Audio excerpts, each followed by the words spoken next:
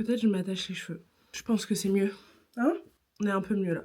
Ça vous dérange de voir le reflet? Sinon je les mets là. Vous préférez là? Allez, on va les mettre là. Coucou! Aujourd'hui, sujet un petit peu plus sérieux. Je l'avais dit cet été dans une des vidéos qu'un jour je ferai une vidéo sur les TCA. Alors, déjà, je l'ai mis dans le titre, sûrement aussi sur la miniature, mais je le redis maintenant. C'est un trigger warning. Il y a des gens qui n'ont pas envie de parler de ça, il y a des gens qui n'ont pas envie d'entendre ça, il y a des gens ça leur rappelle des mauvais souvenirs. Donc voilà, trigger warning, la vidéo va parler que de ça. Autre petit point, je ne suis pas nutritionniste, je n'ai pas fait d'études sur l'alimentation, je suis seulement cliente des TCA. Soit je me suis beaucoup informée vu que j'ai des TCA depuis petite, on va dire. Et du coup, je connais pas mal de choses, mais par contre, je ne suis pas du tout une spécialiste. Je suis pas là non plus pour guérir les gens, pour donner des conseils qui ont peut-être marché pour moi, mais qui marcheront pas du tout pour la moitié de la population. Je suis juste ici pour parler de mon parcours. C'est important des fois de voir des vidéos où on se dit « Oh my god, je vis la même chose, ok, hyper intéressant, écoutons ». Les TCA, pour ceux qui ne savent pas, c'est les troubles du comportement alimentaire. Qu'est-ce qui cause les troubles du comportement alimentaire? Eh bien, on ne sait pas. En soi, on peut savoir, mais le truc, c'est que c'est multifactoriel, les causes. Ça peut être familiaux, ça peut être génétique, ça peut être psychologique, ça peut être socio-culturel. Tu peux par toi-même essayer d'identifier la cause du problème, mais en soi, l'alimentation est liée à tellement de choses que des fois c'est compliqué de se dire pourquoi il m'arrive ça. Si je vous dis les 3 grands types de TCA, vous allez un petit peu plus comprendre parce que c'est des mots un peu plus utilisés à l'heure d'aujourd'hui dans notre société pour décrire. Donc les 3 grands types, c'est quand même l'anorexie, la boulimie et l'hyperphagie. L'anorexie, ça vise plus une perte de poids, c'est un peu la peur d'être gros. C'est s'arrêter de manger, c'est refuser d'avaler. Du coup forcément il y a une maigreur apparente et t'arrives à un poids en dessous de la normale. Voilà, ça se catégorise par des régimes, par des jeûnes et c'est assez violent. Sur l'anorexie, je suis pas extrêmement informée parce que ça n'inclut pas mon cas. Mais si vous avez besoin d'informations ou si vous voulez en savoir plus, je vous conseille vraiment de contacter une nutritionniste. Il y a plein de numéros aussi à appeler ou sinon de s'informer sur internet si vous préférez. On va arriver à mon parcours. Moi, ça a commencé petite. Généralement, ça commence assez jeune. Généralement, ou ça peut commencer après un traumatisme ou des choses comme ça. Donc moi, ça a commencé petite après une certaine période de ma vie.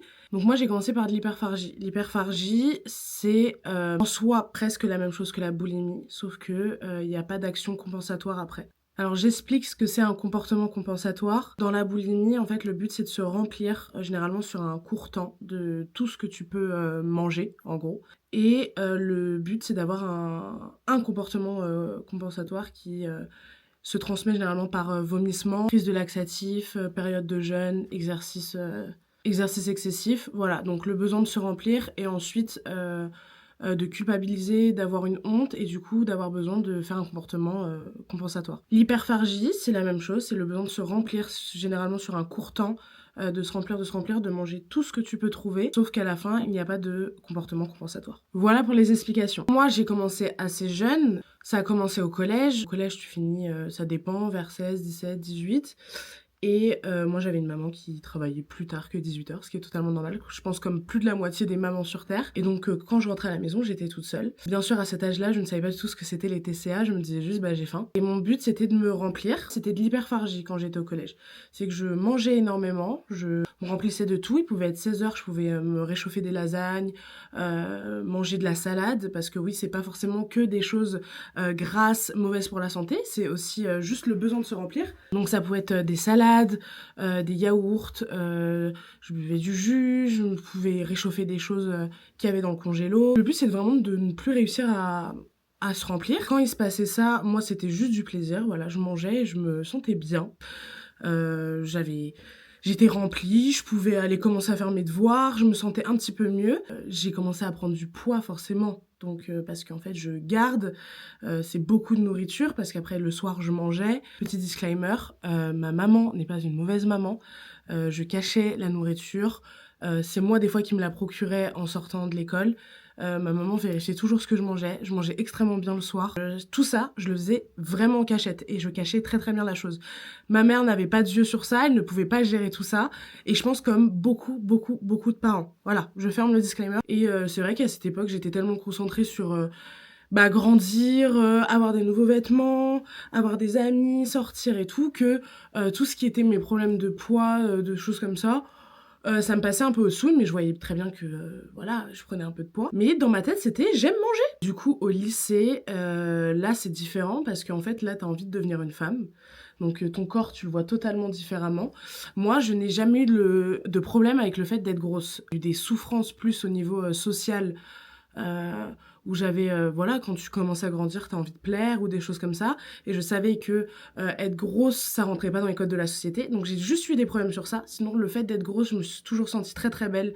Sans me lancer des fleurs, je me suis toujours sentie très très jolie.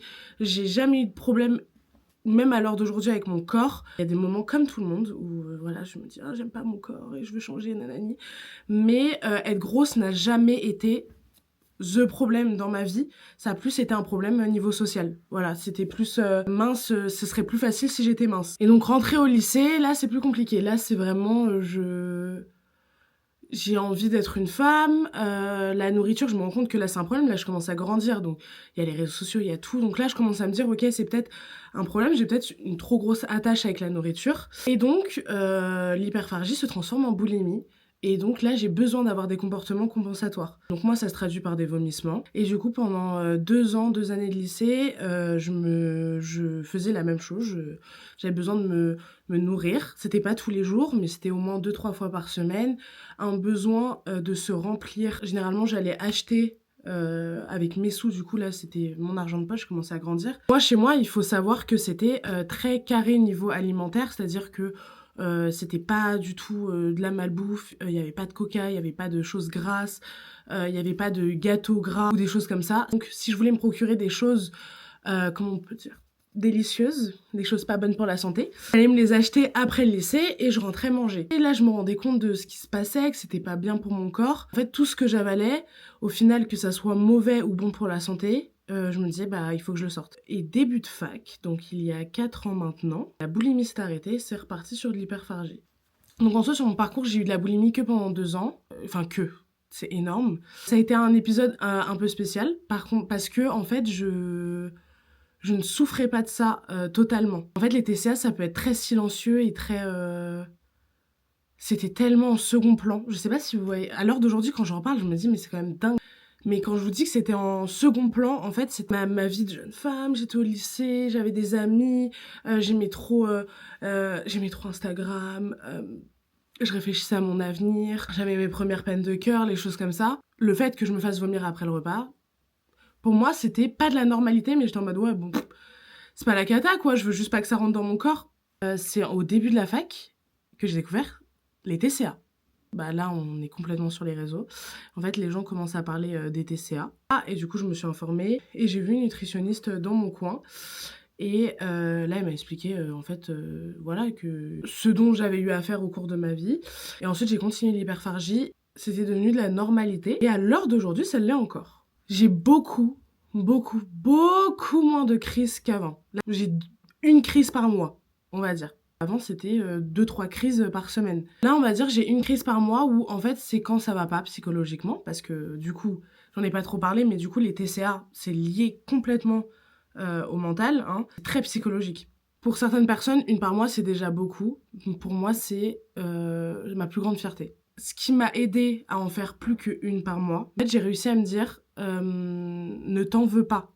C'est ça le truc le plus important. Je vais pas pleurer, mais c'est dingue de toujours vouloir pleurer comme ça. Le seul conseil que je donnerais, sinon je ne veux pas donner de conseils parce que je trouve que chacun a son parcours, chacun a son image de la nourriture, chacun a sa façon de se guérir. Ne pas s'en vouloir. Parce qu'en fait, les TCA, c'est pas contrôlable. C'est pas toi qui te contrôle. Je me suis rendu compte quand j'ai mes crises, c'est dur à dire, mais c'est pas moi. Et j'ai pris du temps à comprendre qu'il fallait pas que je m'en veuille. Grâce à ça, bah, j'ai réussi un petit peu à m'arrêter. J'espère un jour ne plus en avoir du tout, mais déjà c'est un grand pas pour moi. Là. Après il y a plein de facteurs, comme je vais mieux dans ma vie, j'avance un petit peu mieux, j'ai rencontré un superbe copain, des choses comme ça, forcément ça diminue. Les seules choses qui me restent un peu, c'est quand je mange, j'aime bien être remplie. Quand je mange par exemple des pâtes, du mal à juste prendre une assiette et j'ai encore un peu faim mais bon je m'arrête là. Ça c'est mes restes complètement d'hyperphagie sévère. Moi je suis très passionnée sur le sujet des TCA parce que pour moi les TCA touchent à peu près tout le monde d'une certaine manière, mais chacun le définit comme il le souhaite bien sûr. Contente d'aujourd'hui de pouvoir en parler aussi. Je pense que aussi le plus important, c'est de se guérir mentalement. Alors, c'est pas possible de s'en vouloir à chaque fois, sinon c'est...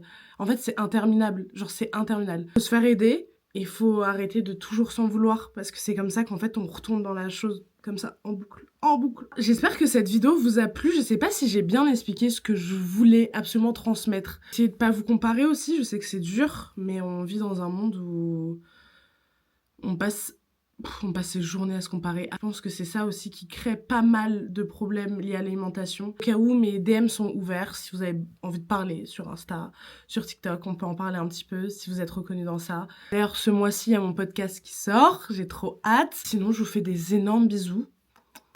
À la prochaine. C'est promis.